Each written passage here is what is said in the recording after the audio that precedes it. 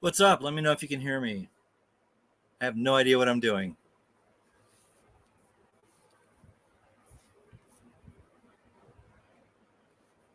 So, welcome to the Nonsense Report. I have some nonsense to share with you. I think we can start with this bit of nonsense. All right. So, I got to figure out how to do this. So, hold on.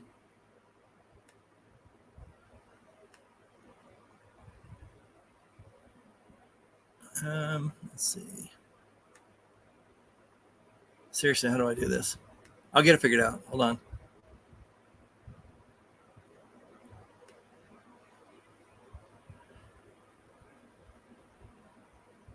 Okay, why isn't it just giving me? So, how's everybody doing?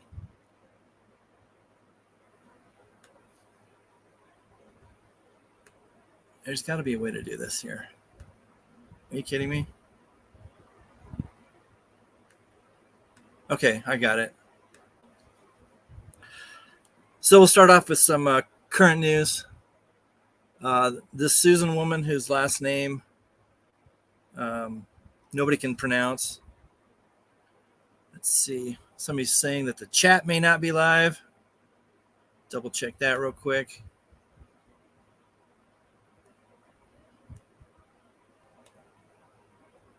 Let's see. That chat looks live. Yeah, I think the chats are live. Now I got to do this all over again. Let's see here.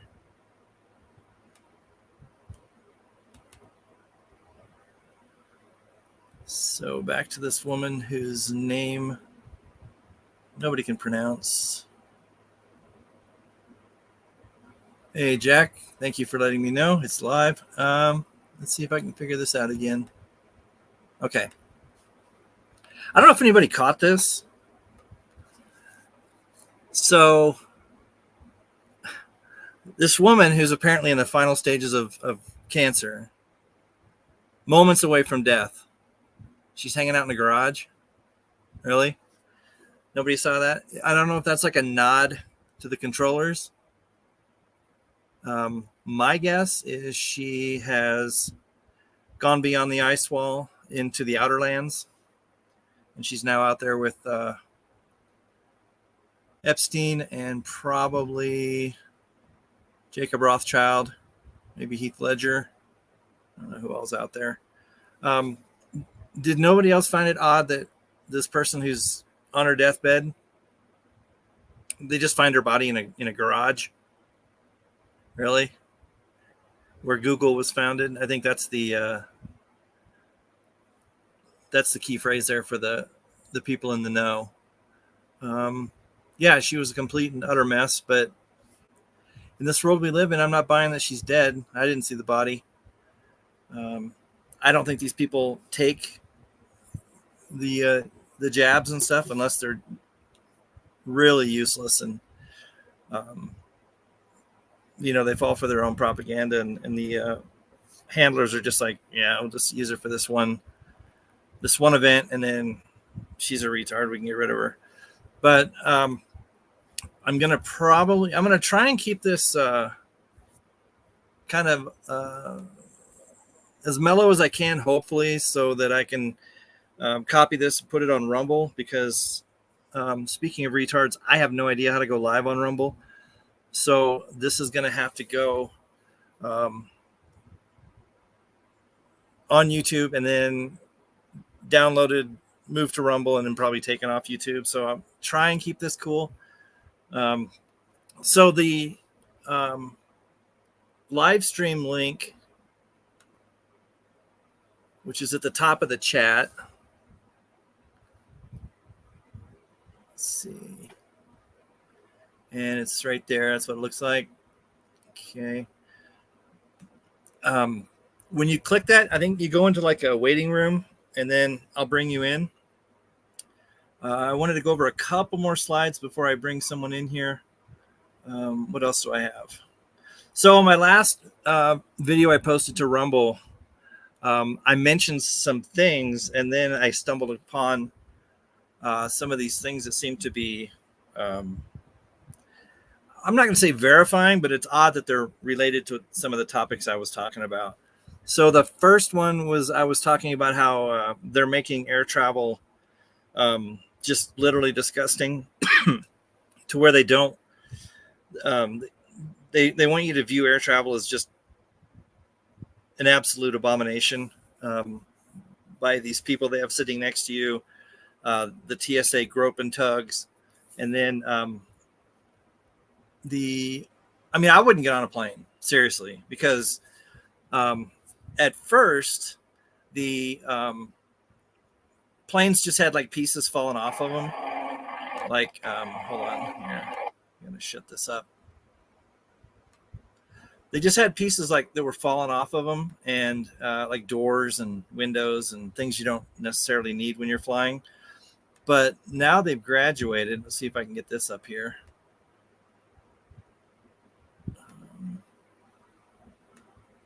Here we go. So they've graduated from just making the airline travel itself just absolutely unsettling.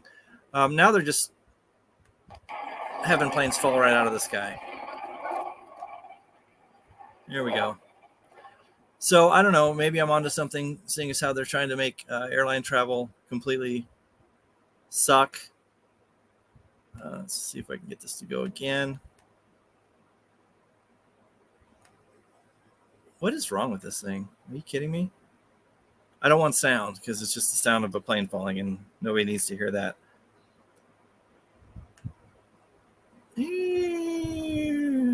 So yeah, it used to be just pieces were falling off. Now the entire airplane is just falling. So enjoy your air travel. I would never get on one, but that's just me. What else do we have here?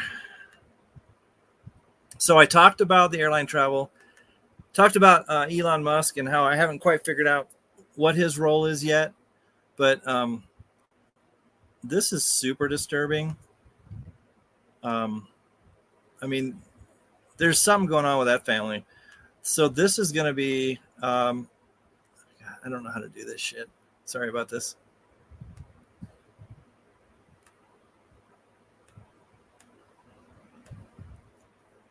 So this is his son. And I'll go ahead and go with the audio on this because it's really special. So this is his young boy. And let's see what Elon's son has to say. I think yeah. Let's try that again with audio. This kid's a complete mess. I'm not just a bitch. I'm a bitch with a backstory. All right. So that's Elon's son. Seems like a pretty cool kid. If, like I said, if you want to get on, I had somebody in the lobby. They looked like they disappeared. It might have been me. Who knows? But just click the link. I think it's at the top of the chat. I'm not sure how this works. I know it's on the YouTube chat. You can click on it. I'm not sure about in StreamYard, but yeah, click it on the YouTube chat. You should be able to get into the lobby. We'll see what else we have here. I think I have more. So that was my airline, and then I talked about Elon, and then so one of my predictions was about space, and I said there was either going to be an ISS disaster, or they were going to somehow just phase NASA out quietly, and nobody would notice. So this just popped up on my feed somewhere.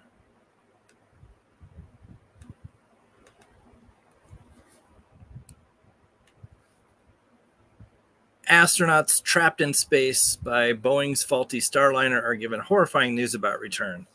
So I don't know, could be onto something as far as how I think they're going to phase out NASA, either with a disaster or with a whimper. But I mean, look how not just absolutely ridiculous this is. These two idiots. And what is this? This is like it's like an autistic kid's model. It's just terrible. But yeah, so again, it's really weird how all these topics that I brought up seem to be coming to fruition like right afterwards. Here's another one. I did like an entire rant on JD Vance, saying he's way too tall, and apparently he's also lost a tremendous amount of weight. Let's see. So, exclusive on the plane with Trump's attack dog. JD Vance reveals how he lost 30 pounds and is planning to take Kamala down. Okay. So, apparently losing 30 pounds makes you grow 7 inches. Something's still up with this guy. Not quite sure what it is, but something is clearly not on the up and up. They're trying to normalize the fact that he's 30 pounds lighter and 7 inches taller than he was previously. So something to keep an eye on. And woke up this morning to see that there's more nonsense going on in the UK. Apparently now the UK is threatening to extradite people from America to the UK to face charges for posting things online. Okay. So I guess my main question would be, like, besides that, I mean, we're seeing that there's these quote unquote, I don't know what words I can say on YouTube. I'll just say rape gangs. And just roaming the streets. And I guess they're all too busy in the pubs and at football matches to do anything about it. So, they don't care.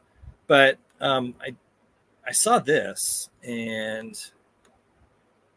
what the hell's going on in the UK? Okay. Something's seriously wrong with these people. I mean, the headline pretty much doesn't need to be broken down. There's some serious problems going on over there. Not quite sure if this is the quality of men that they got going over there, that they're threat to haul us over to the UK to stand charges for posting on Twitter is something you need to worry about. But yeah, that's seriously disturbing. And what else do I have? I have more stuff that I was talking about the other day. I'm just going to get these out of the way. Did Vance, UK, space nonsense, airlines. Why was that woman found in a garage? She had terminal cancer and she was on her dying breath. They're going to need to elaborate, but people don't care. So let's see what else we got. So one of the things I went ranting on about was the weaponization of pot. And I don't know, didn't really get any feedback on anybody, whether or not they agree with me or not. But lo and behold, woman who I'm surprised wasn't 33, stabbed her date 100 times to death in a weed-induced frenzy, is sentenced to 100 hours community service. As judge says, she had no control over her actions after cannabis caused psychotic break. Now, first of all, I'd say there's a 98.9% chance this entire story is fabricated and fake. This woman does not look like she would date this dork, but where are they from? California. Well, maybe they only got so much to choose from down there. But I mean, this is probably fake, but it's just very bizarre how all these things I brought up, the under predictions, I had the weaponization of weed, the NASA/ISS departure, and I think the other one was my prediction for the Mark of the Beast, but that one's, I'll have to wait on that one. But 2 for 3 so far, so I don't know, not too bad. But again, this looks like it's probably a fabric. Like, look at this guy, bow tie, looks like he's 11 years old.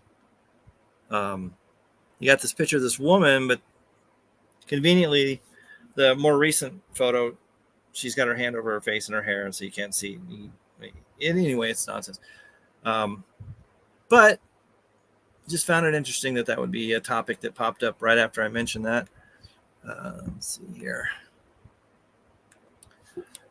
So I don't know what people think about what's going on in the world right now. You have to understand it's all nonsense. I'm having fun with it. This is fascinating what's going on. They're coming hard and fast with the psyops. Somebody was talking about like, oh, false flag. Well, you got to understand, false flags have been going on pretty much nonstop since 1776. Technically before that, but let's see.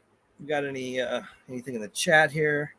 Let me try the YouTube chat because this one here is harder to read. Let's see.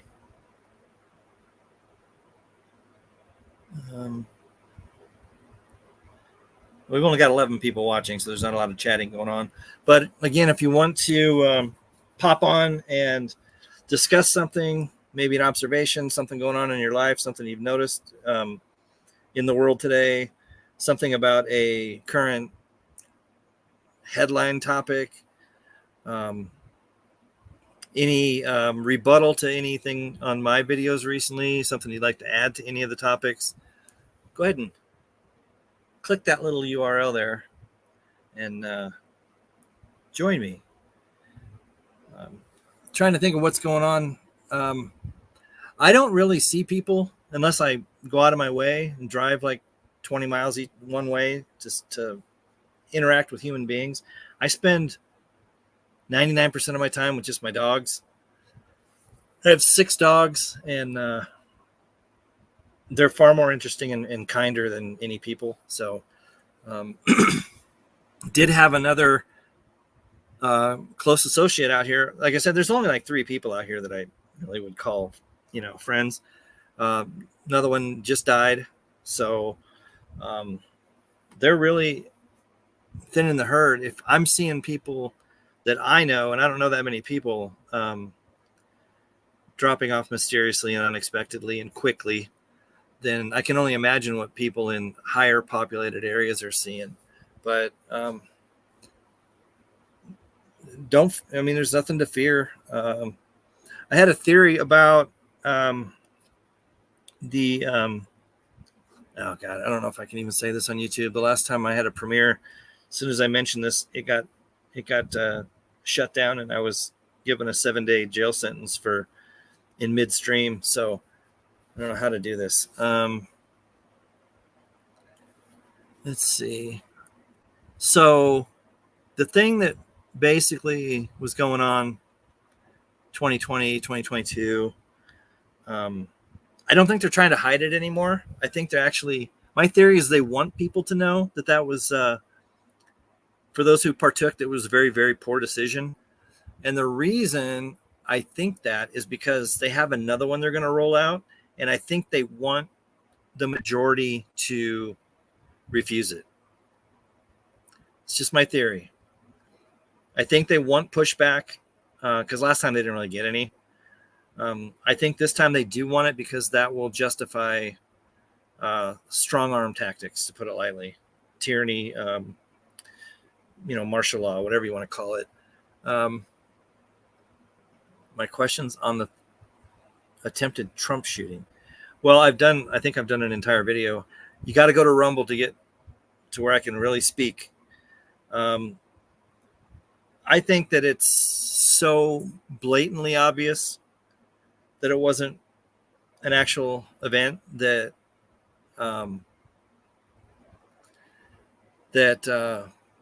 my first thought when I saw it go down was that they were embarrassed and scared because it was so poorly done, that they were like, nobody's going to buy this. But then I thought more about it, and I realized that after the 2020 event that I don't think they're even trying anymore, because I don't think they have to.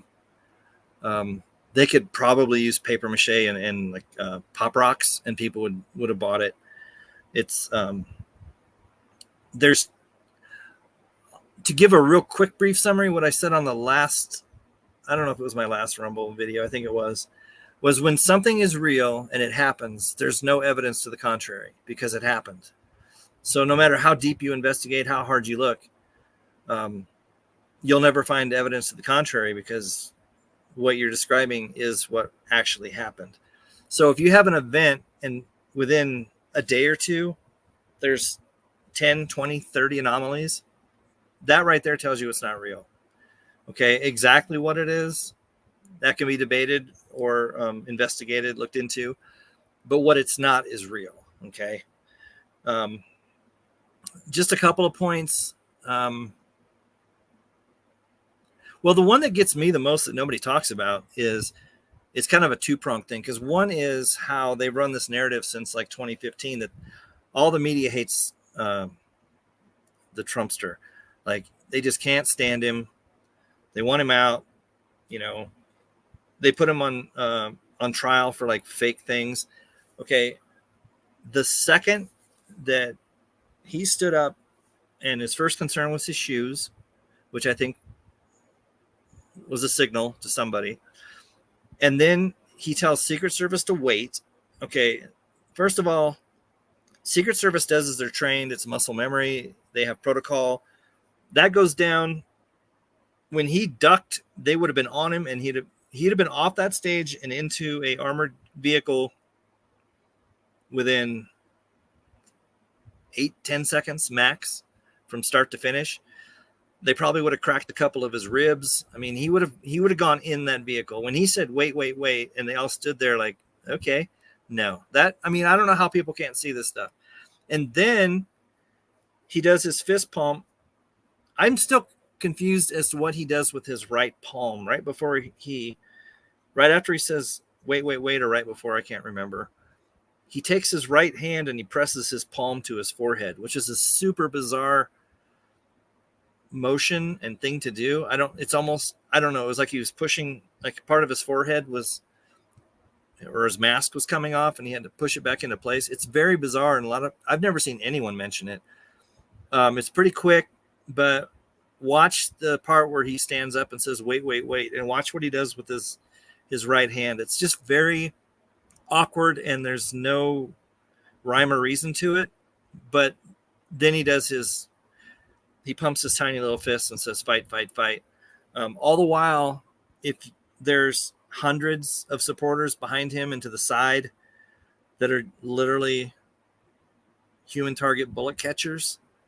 So if this was real, at any moment, multiple rounds could have gone off and hit all kinds of people standing behind him.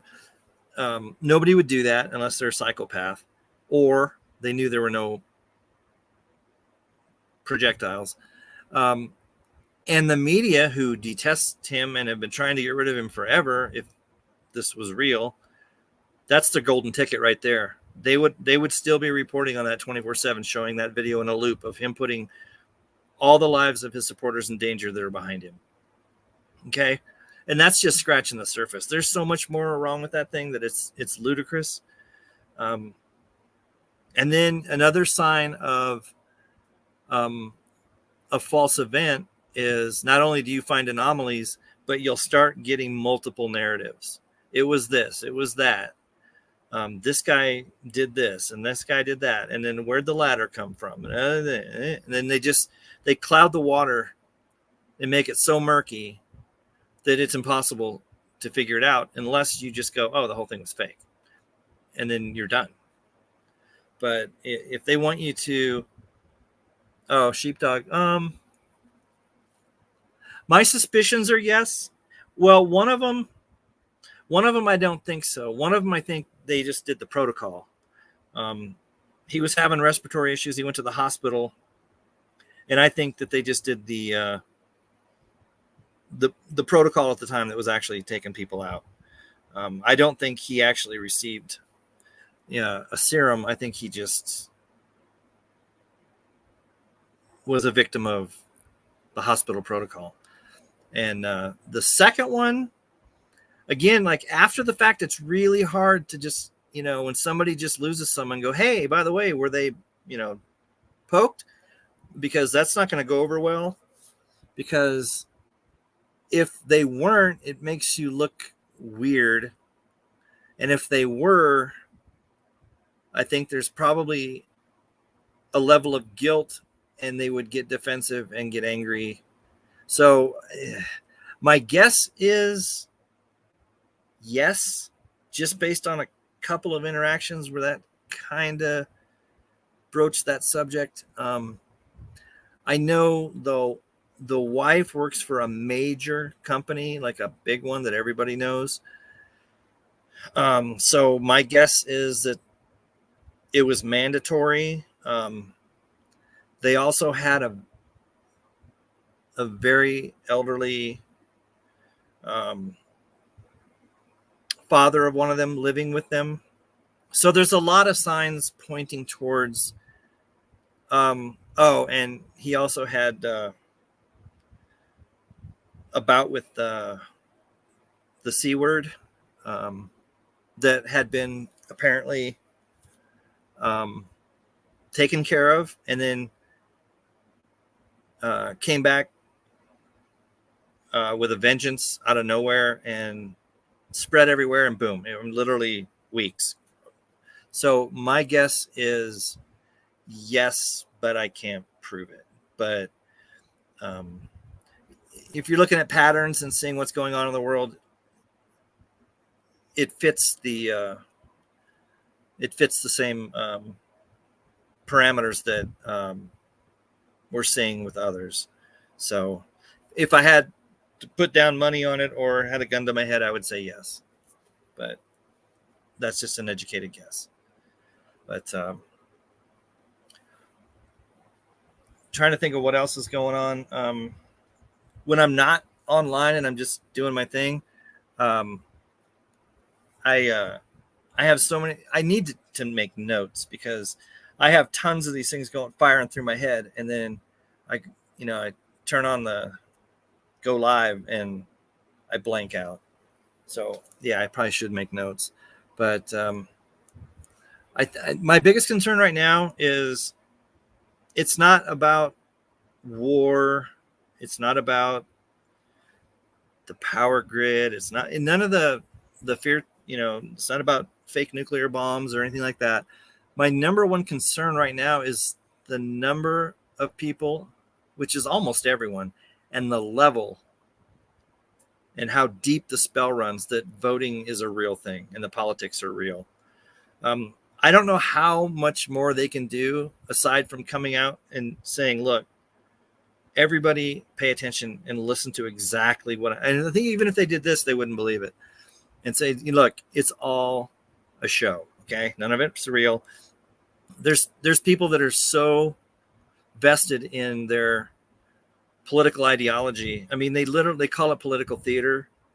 They tell you that Biden got the most votes of anyone ever when his quote unquote rallies couldn't fill a department store or a hardware store. And they say, yeah, most votes ever. They tell you to your face basically that it, and the, currently they're saying that I believe that these rallies are showing for Kamala are CGI or AI. But then again, it's one of those things where everybody starts interjecting different. No, they're promising they said Taylor Swift was going to be there, or they had a, idiot doing a free concert. Well, that might work once, maybe twice. Or you just CGI in the people in the background and pump in some fake crowd noise. If they're doing this, like there's one where, I don't know, they're in a hangar or something, and outside parked is, I guess, Air Force One or Air Force Two or whatever nonsense she flies around on. To me, it looks completely green screened. Like that's not even real. It's just a fake airplane on a fake tarmac. They're probably in a warehouse or a studio. All the people are fake, and then they use audio editing and put in crowd noise.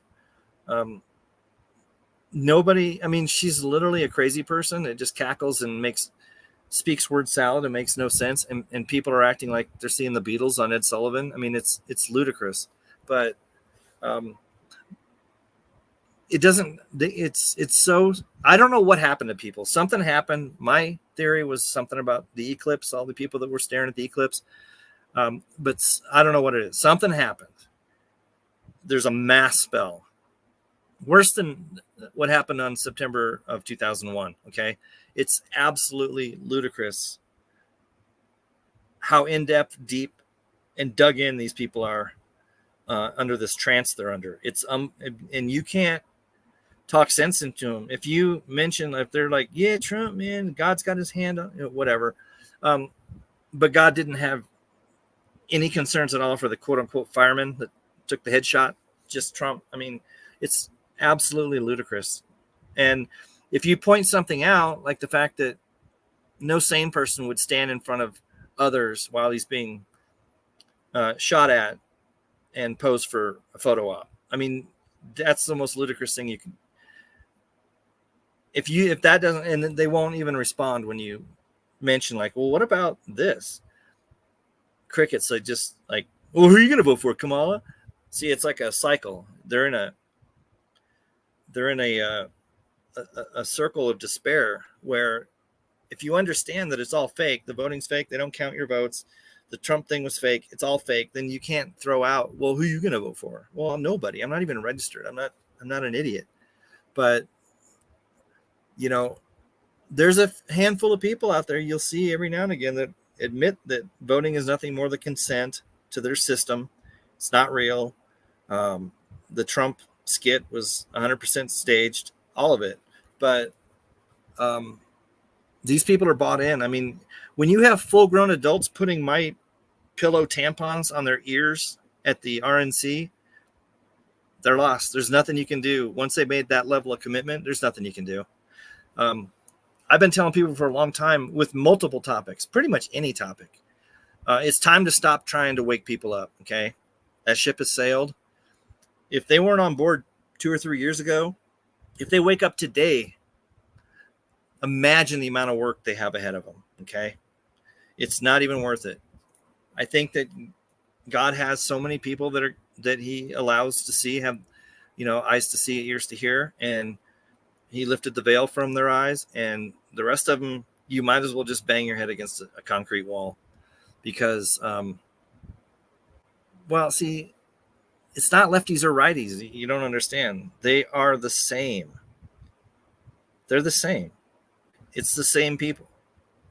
It's the same system. There's only one system. There's not a two-party system. There's a one-party system.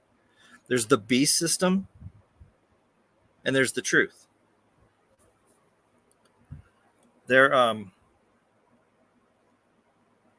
People can't seem to understand the fact that they're being manipulated and fooled.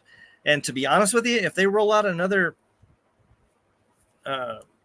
clot serum, I'm not going to be telling people not to do it. Because at this point, if you get in line for that, I think we're better off without you. I mean, let's be honest. I think a thinning of the herd is needed. I thought that the whole 2020 thing was a culling of the stupid. And they got a lot of them, but there's a lot of work to do. Let's put it that way. So there's just a handful of people that, the people I associate with, I can't imagine them falling for it. If they do, it's like, that's their journey, man. I just have to worry about the circle, the little bubble around me, and make sure I got everything in place. And I'm ready for whatever's coming, because I don't know what's coming. It could be anything, but I'm not going to concern myself. And these people who get on, these baby truthers who get on one topic and they won't let go, like Robot Polisher, who does great videos. I mean, if that's what you're into, Flat Earth Dave, all these people that they're just a one-trick pony, and they just have this nonstop mantra. And it's like, why do you care? If people want to think they live on a spinning water ball, good. Who cares? What are you going to wake them up to? I mean, what are they going to do? I mean, they're not an asset because they've already shown that they can't critically think. Just move on. Focus on what can benefit you and prepare you for what's coming. I mean, a lot of these people, by the time the shit hits the fan, they're going to have a moment of realization where they're like, I just spent pretty much every waking moment of the last 6 years trying to convince people of a shape. And now I'll be lucky if I can scrounge for a bag of crackers and a can of soup to feed my family without being killed. All right. So they're going to have a moment of, oh, and just don't get sucked into that. These people who just focus on one specific topic and just won't stop. It's like, okay, laser tests over a frozen lake. P900, you can pull the boat back in after it. Nobody cares, okay? That's not going to change anything. That's not going to make your life any better, all right? It's really an us and them game at this point, and you really just don't need to concern yourself with them, because where they're going, you don't want to be. So focus on what you can impact. Like this whole politics thing, it's past the point of no return. There's nothing anybody can come out and wake up enough people to make any difference. These people are going to march right off the cliff, and they're going to either have their MAGA hats on or their Kamala posters or whatever. They're both going off the cliff, okay?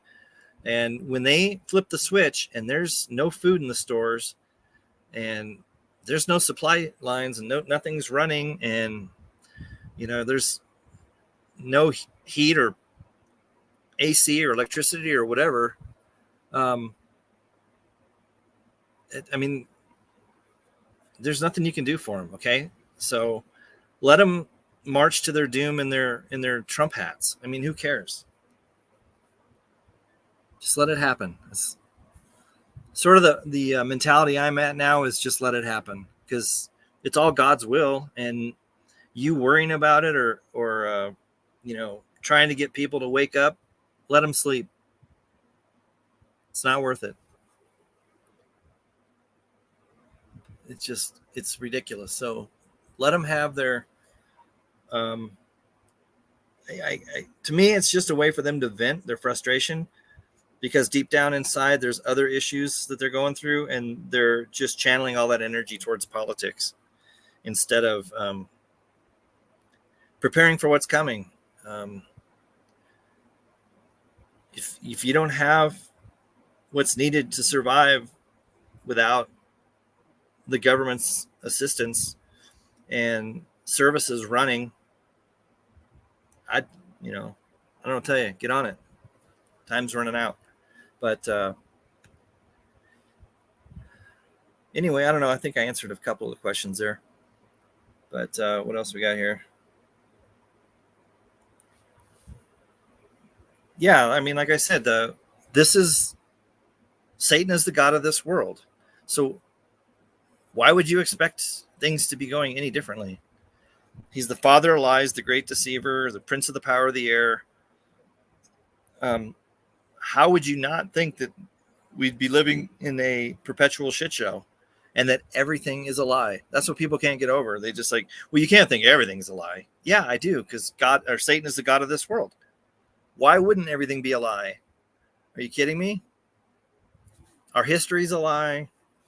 Current events are a lie. Politics are a lie. Space is a lie. Where you live is a lie. Safe and effective is a lie. It's all a lie. Everything. Okay? So, I don't know why anybody would expect anything other than everything you're told and shown. You should question it. First thing you should do is go, that seems, well, that doesn't, no. And like I said, if something really happens, if you get up, put on your clothes, go in the bathroom and brush your teeth, there's not going to be any evidence that that's not exactly what happened, because that is what happened. So the second any of these things that you're told, there's like, that's weird. And there's conflicting information that kind of cancels each other out. No, right away. Oh, okay. They're just muddying the waters. This is confusion, so nobody will ever figure it out. But it's easy to figure out. It was fake, so don't give it any time. Move on. But how long have I been rambling? I thought out some bison, so I think I'm going to make some bison burgers, or maybe bison meatballs and pasta. I don't know, something. But if nobody wants to get on here and yap, then I might be heading out soon. The best part of the country to live in?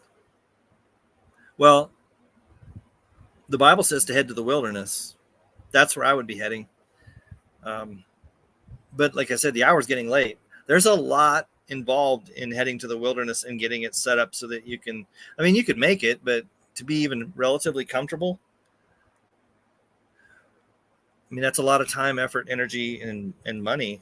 But I don't know. I think that when the time comes, I think God will, what I always have called a horizontal rapture. I don't believe in the rapture until the end, but I do think that God will protect his people. Here's the thing that the rapture people can never answer, and this is because it really puts them in a really bad light and they don't really know what to say. But all these people who talk about a pre-trib rapture, about how, oh, we're not going to get our heads cut off and we're not going to be part of the great tribulation because we're going to be taken away. There's tribulation going on right now. There's people in other countries all over the earth that, as we're talking right now, are being persecuted, burned alive, their heads are being cut off, they're being shot, they're being told to denounce Christ or perish. It's happening now, okay? But apparently just America is the ones that's so special that they'll be whisked away. They won't have to take care of that. But all these other poor souls in Africa and China and in other places who are being killed as we sit here right now, horribly slaughtered, burned alive, families killed. God doesn't care about them. Those aren't the real Christians. The real Christians are the ones that go to mega churches and believe in the pre-trib rapture. It's absolute nonsense. Like, they have no explanation as to how people are being murdered in the name of Christ right now. But when it comes to it's your turn, well, you'll be just, transported to safety. I mean, come on. Let's see. Yeah, they've made no qualms about what their plan is.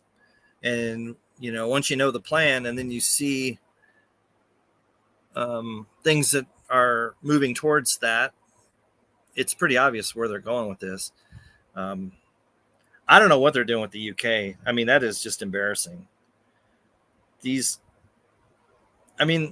is true. The last time the UK got all puffed out their chest and made a threat, we literally slaughtered them. But they don't even seem to be trying now. They just complain about their women being assaulted, and they probably are sitting in a pub watching football on the TV and bitching. They're literally pathetic. But everybody's like, "Oh, it's coming to America." Well, something's coming to America, but they can't pull off that same thing because, well, they could in the cities, because the cities they're a lost cause. And then maybe that's all they want. They just want the cities. That's where the majority of the population is and the control. So yeah, I guess they could probably pull something similar off in America, because they could lock down all the major cities for the most part in no time, and that would probably be good enough. And then they could deal with the outliers as needed. People saying that they have, like, oh, they want your guns, they're coming for your guns. They don't care if you have guns. Seriously? They have armored vehicles, tanks, jet aircraft, helicopters, and drones. Okay? Pretty sure they're not too concerned about your AR-15. As a matter of fact, they would like everybody to have one, because that makes their job easier. Because it's not going to start off with like the military just comes in and, there's going to be civil unrest first. And if you've got a country of 300 million and 150 million of them are armed. Well, by the time it's all said and done, that country might be 100 million, way easier to handle. Lock down the ones in the cities. Now you're left with what? Tens or hundreds of thousands of people out in the boonies to deal with it whenever. Way easier to manage. So don't believe the they're coming for your guns nonsense, because I'm surprised they haven't gone door to door and given everybody a gun, because it's going to make their job easier in the long run. Let me check the chat here. Currently live in Central Oregon. Bison is tasty. Yeah, I had bison meatballs, I don't know, 2 or 3 weeks ago we know a lot of ranchers out here, and sometimes when the next hunting season comes up or whatever, and they're going to be needing the freezer space. We're fortunate enough for some of the ones we know to say, hey, take what you want. And I gravitated towards the bison. And so I've got a lot of it. I've probably got 20 or 30. I don't know. I think they're like 2-pound frozen logs of bison. And I thawed one out yesterday. So I don't know, either burgers or something with pasta or something. I don't know, meatballs, not sure. But yeah, bison's good stuff. Currently live in Central Oregon.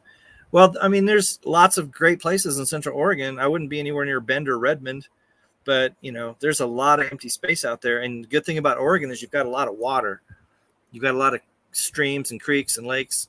Where I'm at, no, there's like zero. So you want water here, you either pray for it to rain and catch what you can, or you dig. I mean, my one well is 500 feet deep, and the other one's going to be dug soon, but I don't think it's going to be nearly that deep. But yeah, I mean, Central Oregon, if you get away from people, you've got a lot of things that grow wild there. You got blackberries, and you got a lot of water. So that's, I would think, a good place, as long as you're isolated in Central Oregon, or if you're not, you at least have a bug out place, like a place where when things go south, you head to the wilderness and you've got a location in mind. Let's see what else we got here. Northern Idaho. That's a good place. I know a lot of people that get it live in Northern Idaho.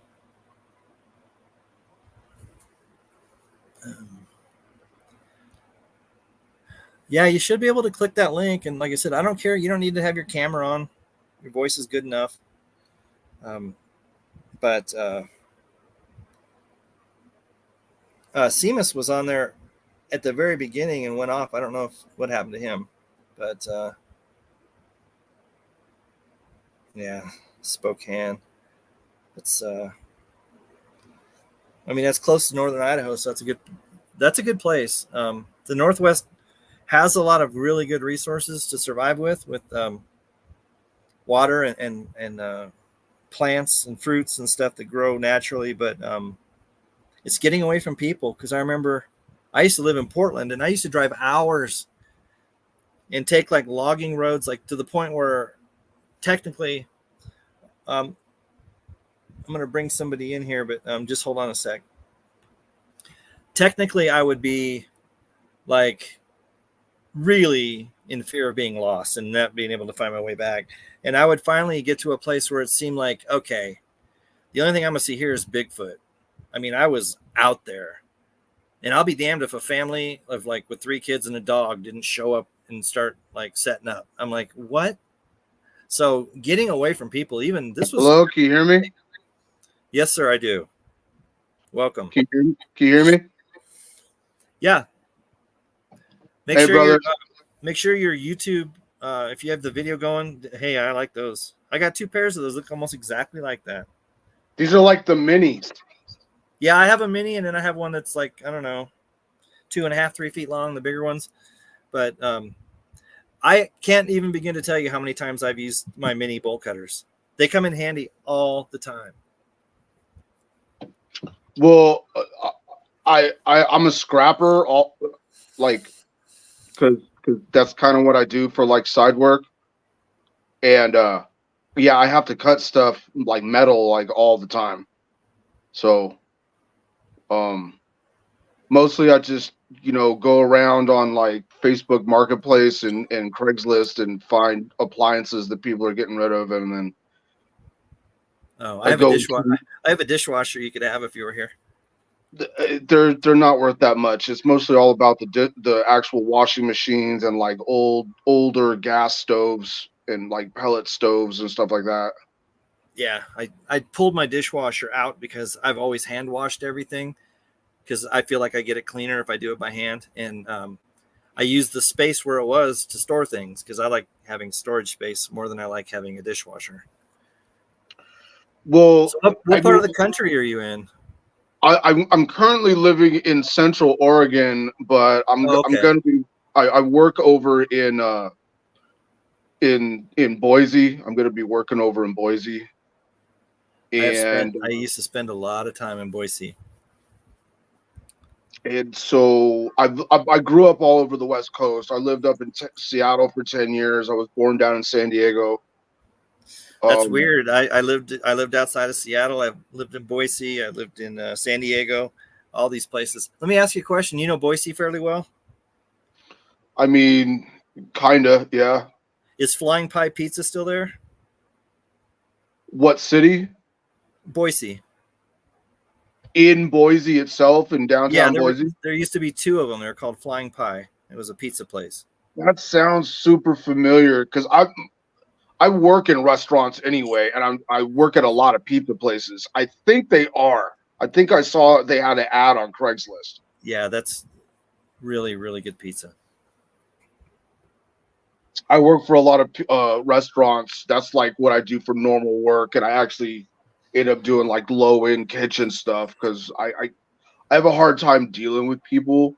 I've always been told, "Oh, you're a good speaker. Why don't you be a server?" And I'm like, I just can't handle the general population's attitude, No, I can't and take people. I don't care how much money they're gonna give me. It's just not worth it to me.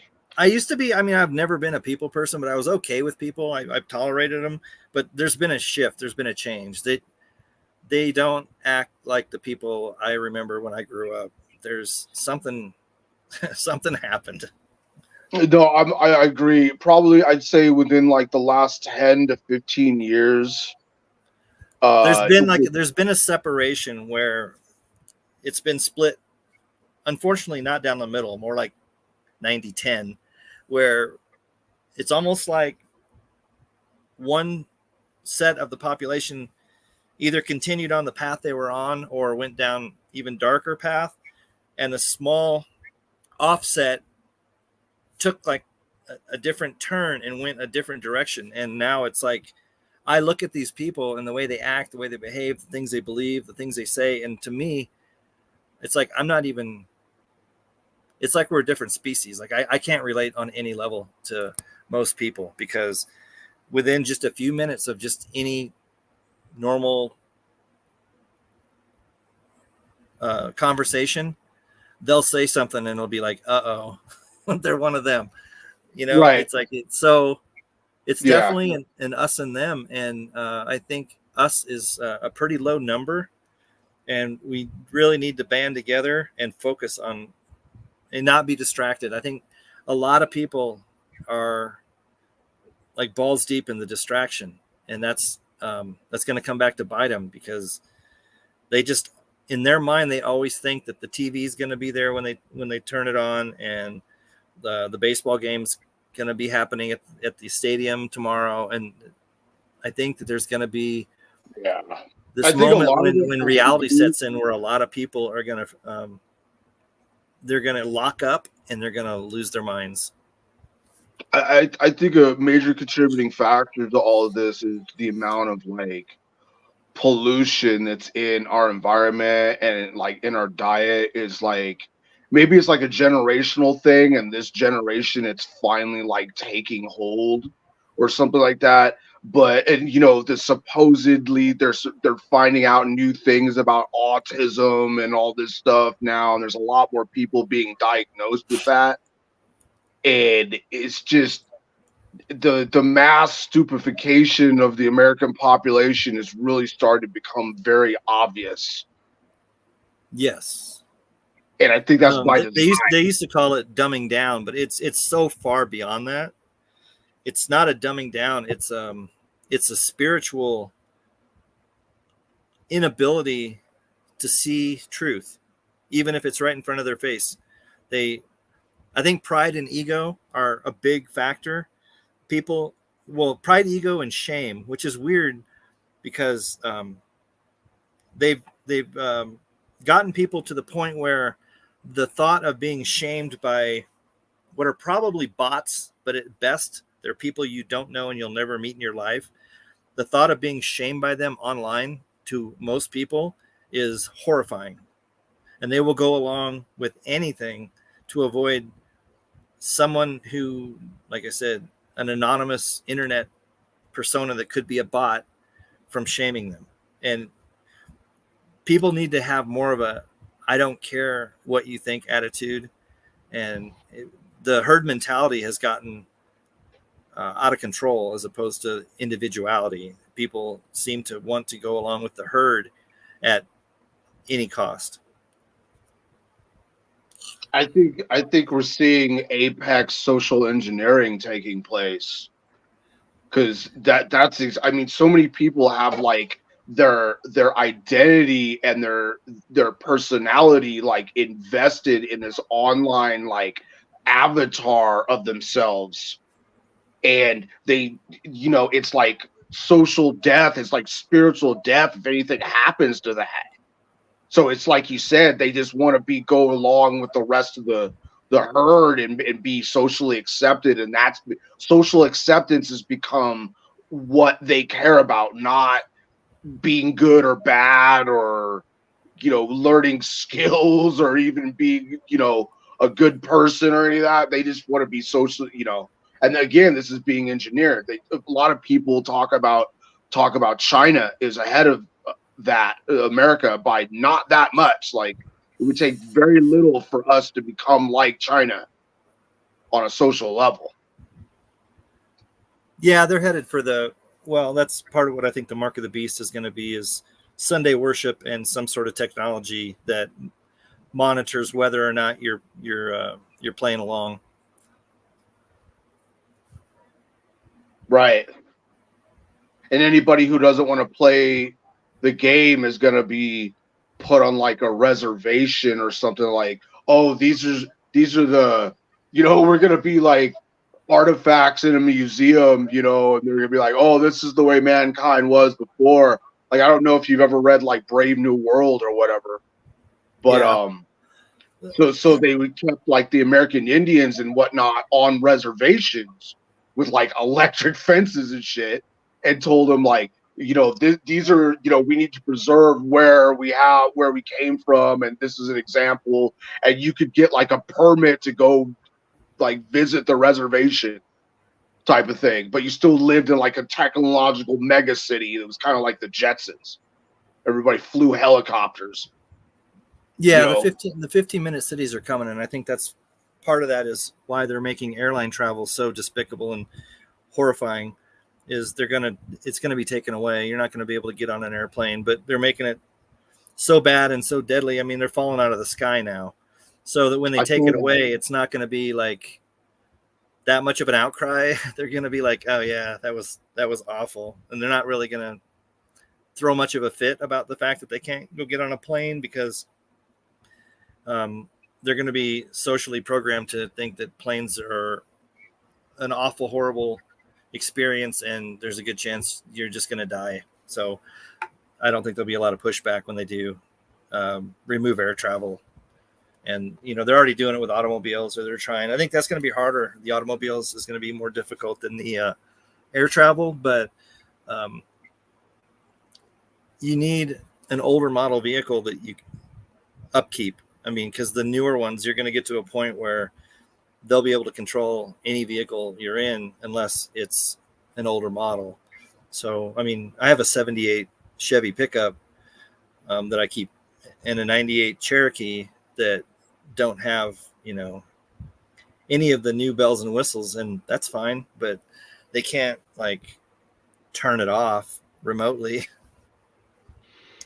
I know somebody who specializes in converting from fuel injection back into carburation. And he's telling me that, yeah, once you do that, with very few exceptions, we're talking about 2000 and earlier vehicles, um, you can basically get rid of the brain in your vehicle. And Yeah, once you do that, it's like you said, they can't. There's very little that they can do to your vehicle to control it.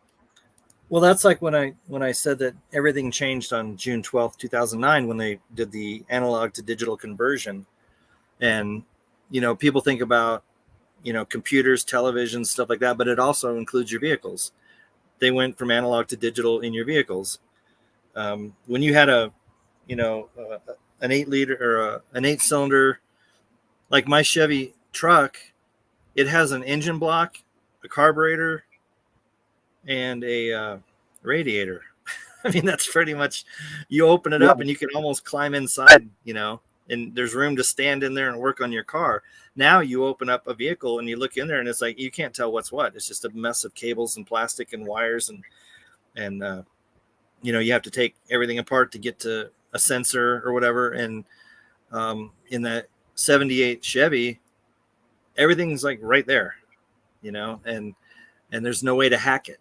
So the analog to digital had an impact on more than just, what most people think of as, electronics, your phone, your laptop, your TV, your refrigerator or whatever, it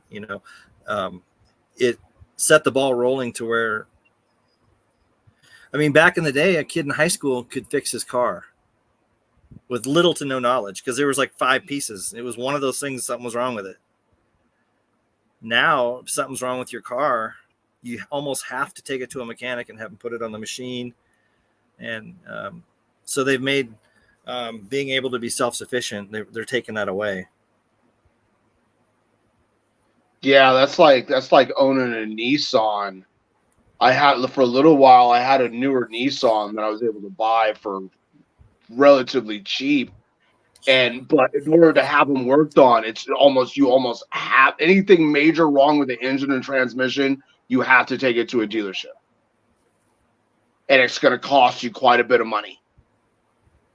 So that's kind of the direction. And like, if you notice, everything through, all the old factory areas of the country, like Detroit and all those areas around there, that's all in ruins now. They don't want us. In order to support a major fleet of older vehicles, you'd have to own or at least know your way around a machine shop, and have to be able to fabricate parts. It's part of the reason why I got into welding. But they're trying to get rid of any of our ability to produce older style vehicles. It's all going to be about living in these cities, like you said, and everything's going to be run on electronics so they can monitor your every movement. And if you live outside of a city, you better know how to survive off the land.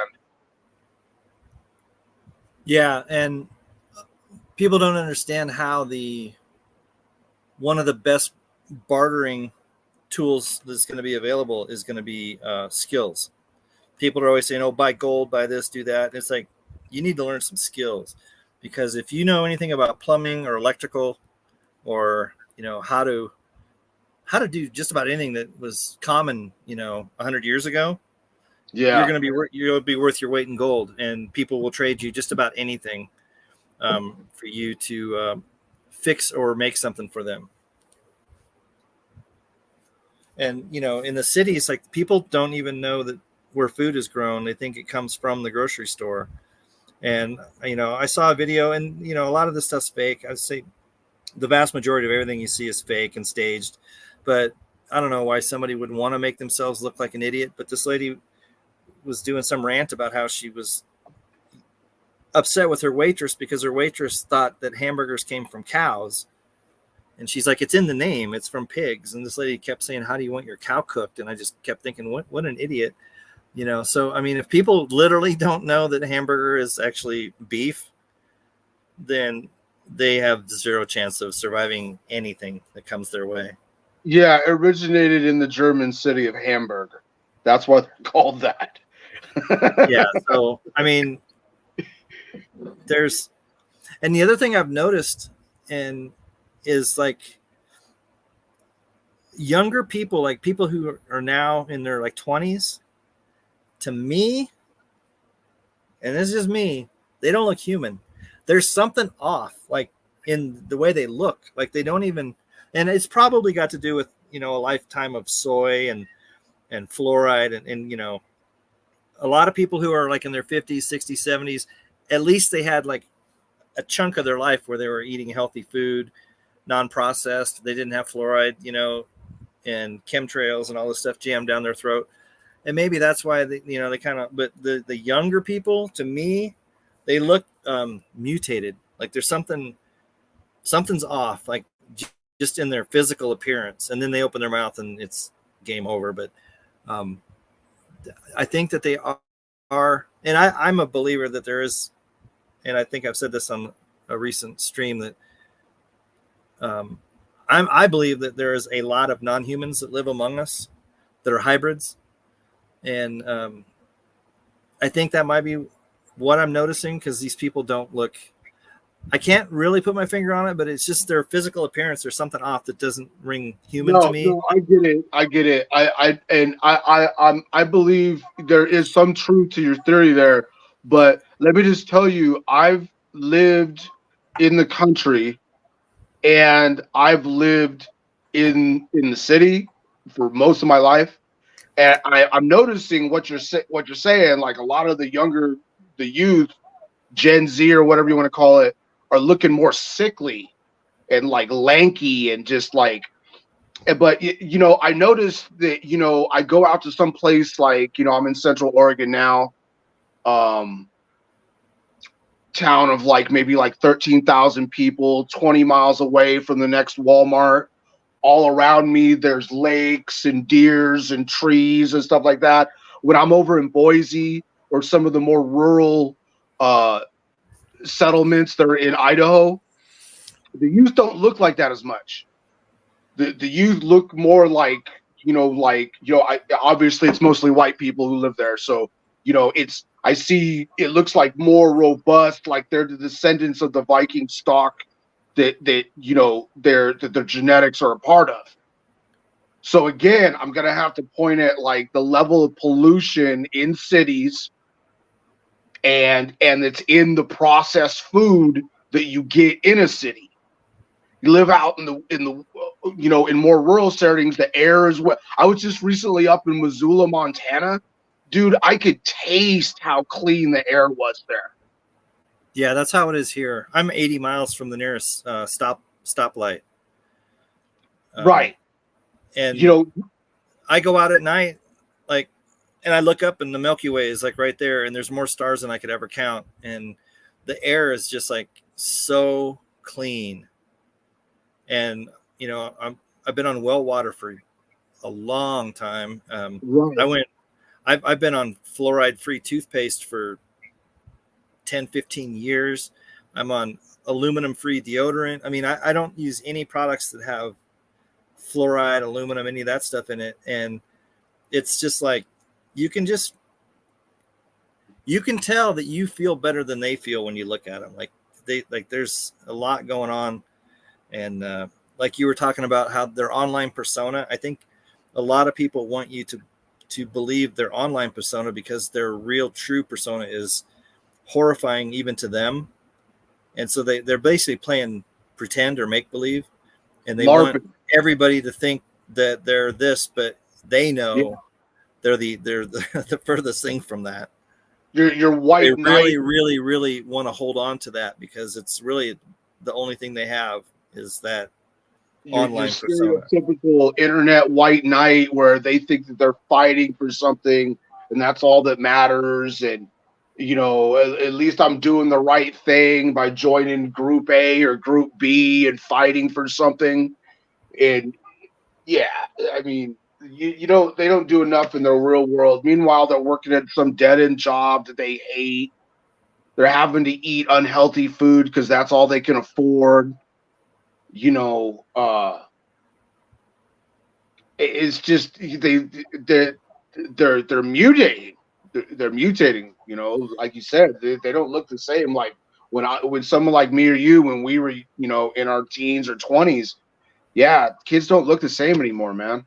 No, they don't. And same with the adults, though. Like if you look at movies or commercials or concerts or anything from like the 1970s and look at the people, there's nobody's obese.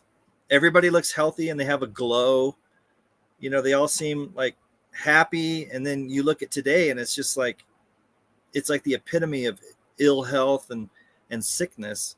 And just in the way people, like a crowd of people look, you know, I've seen like, I watch a lot of like concerts from the 1970s, like some of the outdoor, like Leonard Skinner at Nebworth and, stuff like that, where I'll watch these live shows from the 70s and they pan the crowd and you're like, wow. And even like some of the old movies, like, if you watch an old Clint Eastwood or a Jack Nicholson or some Steve McQueen movie from the 70s and just look at the people on the streets, it's just like night and day. These people, there's like everybody's thin and healthy looking. And today it's like I said, they look sick and non-human to me.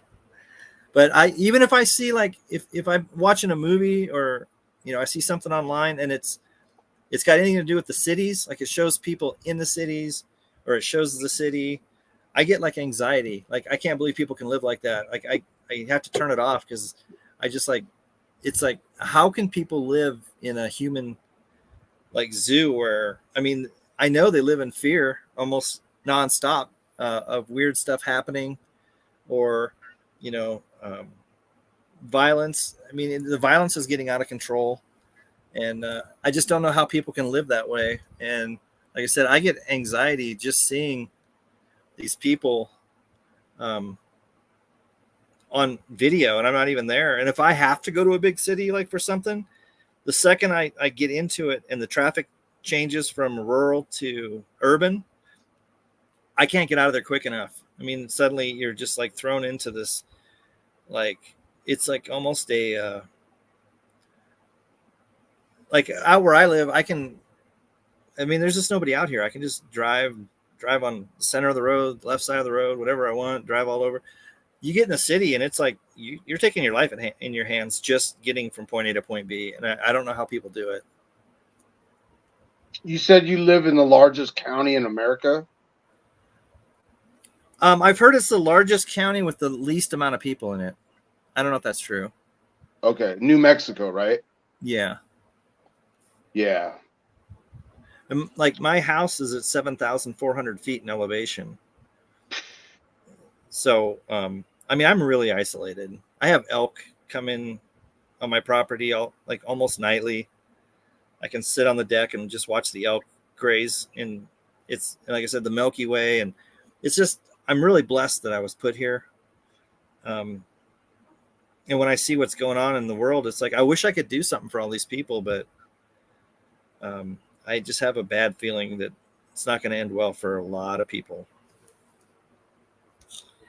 Well, education is a key thing. I think if a lot of people were, that's a big part of why people have to rely on cities, is because they're low skill, low education. They just get caught up in the depression and having to work a 9 to 5 just to survive. And then they hate their lives and they hate their job so much that they spend every hour that they don't have to work at their shit tier job trying to enjoy some type of entertainment to make them forget, video games or drugs or watching television or whatever, to try to get and it's just a trap. Your average person, city dweller, doesn't want to get up and go move out even to like a relatively rural community. Yeah, and I've known people that have moved out here to get away from it all, and most of them don't last a year. They either find it's usually a combination of the winters are too harsh, things are too far away. Like I said, the nearest traffic light's 80 miles, and the conveniences of like a Walmart, a Costco, a movie theater, things like that, there just aren't any. You either have to go to Arizona or all the way to Albuquerque, and they just can't hack it. And then out here, like when things break or you need something, a lot of it's you got to do it yourself. You got to either fix it, have a friend help you, or build it. And a lot of people just think, I don't know if it's going to be like, I think in their head they picture it a different way where it's just going to be peace and they're going to be drinking iced tea and but it's actually really hard living out here. And I'm lucky I have conveniences. I have solar and well and ATVs and stuff to help make my life easier. But I mean, almost every day I'm fixing something or I'm making something or especially the winters are really hard here, and they would be here a year and they go back to the city because of convenience, I guess. And people just like easy, and things are not going to be easy here real shortly. And it's going to be a real wake up call for a lot of people. Yeah, Boise was just like 106 degrees when I was over there. A lot of people's refrigeration units were going down because I was hauling some of that stuff that they were getting rid of. But and then I thought, oh well, I'll just go north then, and like everybody in Montana was like, if you can't handle harsh weather, especially in the winter, don't end up getting stuck here because they'll just flat out close the roads. You'd better be able to survive. Yeah. But people yeah, have gotten too reliant on conveniences, and it's going to be, like I said, a real wake up call when all of a sudden they have to figure out how to survive on their own. And because I'm one of those people, like if I watch like a movie that's like an apocalyptic type setting where everything's falling apart, I just sit there and I eventually usually have to turn it off, because every decision that the people in the movie make, I find myself yelling, like, what are you doing? Like, that's the wrong. Why didn't even like when somebody with a gun dies and they fall down and they step over the gun and and I'm like, why didn't you pick the gun up? I'm one of those guys. And so, yeah, I can't even imagine what's going to go on, because I always think like how stupid these people aren't using common sense. They're not gathering weapons. They're not seeking the right kind of shelter. They're, but I think that's reality though. I think that's how it's going to be. I think it's going to be more of a panic without any thought process at all. It's going to be more like just reactions by, thousands and thousands of people are just going to be reacting, and there's not going to be a lot of tactical thought put into it. And I think that's how the numbers are going to decrease rapidly, because it's just going to be, instead of banding together or having a plan ahead of time with a group of people, it's going to be every man for himself, and it's just not going to end well for him. Right. Well, I mean, getting back to how the youth look, and what like a lot of the youth nowadays are on medications of different types. That's true. Okay, so what's going to happen when all of a sudden they can't have access to their medication anymore? Yeah, I think that's all by design. Oh yeah, all the way. I mean, you want to talk about zombie apocalypse? I mean, there you go, right there, basically. Like they'd be lucky if they could organize themselves into some loose tribal organization. And I've been saying since like 2012, 2014 that marijuana would be weaponized, and I think it is now. I mean, I don't know how anybody could argue that they haven't weaponized. As soon as they started legalizing it in all these different states, I was like, they're not doing this because they love you. They're doing this because they're going to be putting stuff in there that's going to make you a psychopath. And we're already seeing it. And like I said, when I was young growing up, I knew people that smoked pot, and they were, they kind of giggle and stuff. And they're, people kind of just knew like, oh yeah, that's so-and-so. He likes to, But now it's like these people are like zombies when they're on it. Like, cause I worked some night jobs in a town, um, an hour and a half away.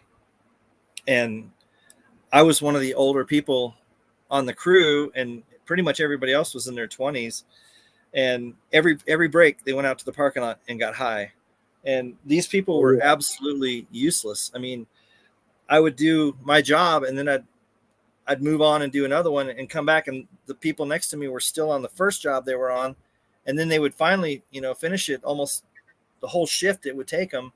And then I would walk over and look at what they had done. And it was like a child had done it. It was all wrong. It all had to be redone. These people were just standing there basically like automatons, and they were zombies. They couldn't do the simplest tasks. And you could smell them from 30 feet away. You knew who was on it by the smell and the fact that, and when I was younger, like, pot had a smell, but you'd have to get up on somebody to really, smell it on them. Yeah, now I can smell somebody that's high from like 30 feet away, and they just stare and they don't do anything. And it's like, well, now they're all eating. It's like those people on fentanyl. They showed that like they bend over and they just freeze, like bent over and like frozen. Oh yeah. And I'm like, now how is this enjoyable? Like, I mean, you took a gift that God gave you and you turned it into, you're basically a bent over zombie that's not even moving. And it's unbelievable how people can get that bad to where they think that's their only means of survival and getting through the day. Well, they're just drug addicts. I mean, that's what it basically, whatever excuse they try to come up with. I mean, you're either an addict or you're not.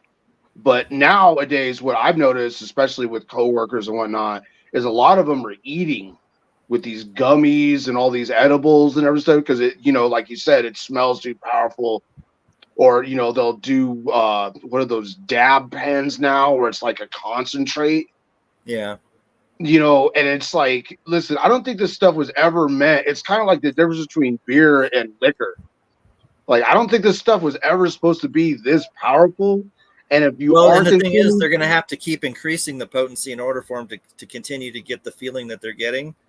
It's just going to get worse because they're going to have to keep making it stronger and stronger and stronger until the point they're basically just going to be flat out smoking PCP. I mean, I grew up down in San Diego. We'd smoke a little bit of the Mexican weed. It was like nice and fresh. You had to pick the seeds out or whatever, but it was like we could function. We could go about doing our jobs or, whatever. You're doing some little bullshit low-end kitchen job. Nobody cares if you go out on your smoke break, blah, blah. But they were just starting to talk about like the kind bud, remember? And then there was skunk and all this other shit. It's not like today where you got 1,001 different flavors. It's all crossbred. People doing dabs where they're smoking it with a torch. The first time I saw that, I was like, since when are potheads using torches now? Yeah, it's to the point now, like, I think they can just like put their finger in there and lift it out, and like the bud is like stuck. It's so sticky and it's got so many chemicals in it. It's unbelievable. But try and tell somebody that it's weaponized. That's no. There's so many people that, like, if you try talking bad to them about weed, it's like you just slap their mom. Like they're like, you can't talk about God like that to me. And I'm like, okay, calm down. It's like yeah, that's addiction right there. Yeah, it's I don't know. It's like I'm so detached here where I'm at because I'm so far from everything. It's almost like everything that I see is like a movie, and it's not real. But I think it's because I can't imagine myself being in that world. It's so foreign to me that I almost have to think that it's not real. But I mean, I think the events and the narratives are all fake, but the people's reactions are authentic for the most part, and it's all just because they've been dumbed down and they live in fear. If you live your life, you wake up scared and you go to bed scared, anything they tell you is just going to add to that, and it's going to have a big impact on how you act, because you don't have a clear thought process when you're full of fear. Right.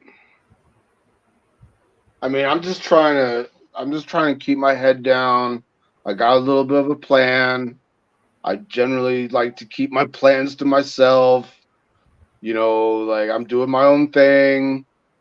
Um, I've been thinking about how's Rumble working out for you? I've been thinking about doing that myself. Well, I mean, you don't get first of all, the interface, and I mean the whole interface, like YouTube, you can watch a video, you can stop it, you can go back 2 days later and it'll pick up right where you left off. Rumble doesn't really it's not very good at keeping progress on what videos you've seen and where you stopped it or whatever. The upload process I find cumbersome and long. It seems like you can upload videos to YouTube easier and quicker. And of course, the views and stuff like that, I don't care about that as much, but it's just going to take more and more people going to Rumble and transitioning. It's going to be a slow process because YouTube is like, it's synonymous with video, just like Google. When you go Google it, even though there's other search engines, people pretty much, Right. think of Google. And if you think about online video content, you think of YouTube. So yeah, people just have to, and there's some big names on Rumble. You don't get the monetization you get on YouTube, and I think that's one of the things holding people back. But I mean, my channel's not monetized. I don't tell people to like, share, and subscribe. I don't have any means to take any sort of donations because I don't want your money. I want everybody to take their money and put it towards something that can actually make their life easier for what's coming up. But yeah, I mean, Rumble, it's better than it was, but it's, in my opinion, has a long way to go.